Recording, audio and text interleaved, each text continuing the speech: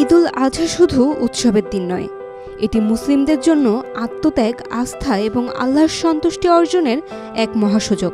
কুরবানির ঈদকে পরিপূর্ণভাবে উদযাপন করতে হলে আগে থেকেই কিছু প্রস্তুতি নেওয়া জরুরি। ইসলামী নির্দেশনা অনুযায়ী যারা কোরবানি দিবেন তাদের জন্য জিলহজ মাসের প্রথম 10 দিন নখ, চুল এবং অবাঞ্ছিত লোম না কাটা সুন্নত। টানা সপ্তমবারের মতো বেস্ট টিস্যু পেপার ব্র্যান্ড হিসেবে স্বীকৃতি পেয়েছে বসুন্ধরা টিস্যু। এটি ইবাদতের প্রতি শ্রদ্ধা ও প্রস্তুতির একটি চিহ্ন। কুরবানির পশু কেনার সময় খেয়াল রাখতে হবে পশুটি যেন সুস্থ, নির্দিষ্ট বয়সের এবং শারীরিক ত্রুটিমুক্ত হয়। কুরবানির উদ্দেশ্য হতে হবে শুধুই আল্লাহর সন্তুষ্টি লাভ। লোক দেখানো বা সামাজিক মর্যাদার জন্য কুরবানি দিলে তা ইবাদত হিসেবে গ্রহণযোগ্য নয়। ঈদের নামাজ আদায়ের আগে কোনো পশু জবাই করা যাবে না।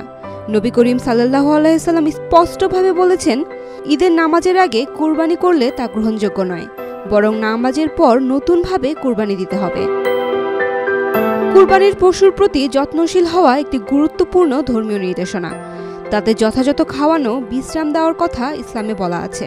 তাদের অহেতুক কষ্ট দেওয়া বা নির্যাতন করা ইসলামে নিষিদ্ধ।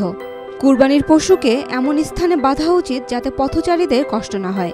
এমনকি পশুর গলায় ঘণ্টি বাঁধা থেকে বিরত থাকা উচিত। অনেকেই কুরবানির ভাগে অংশগ্রহণ করে, তবে শরীক নির্বাচনের সময় অবশ্যই নিশ্চিত হতে হবে তার উপার্জন হালাল কিনা।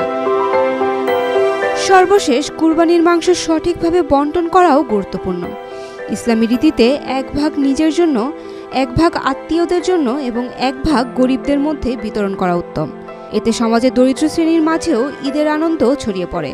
এসব প্রস্তুতি মানলেই ঈদ হবে পরিপূর্ণ এবং আল্লাহর নৈকট্য লাভের অন্যতম পথ। Saim Akhtar, Daily Sun. For more updates, follow us on Facebook.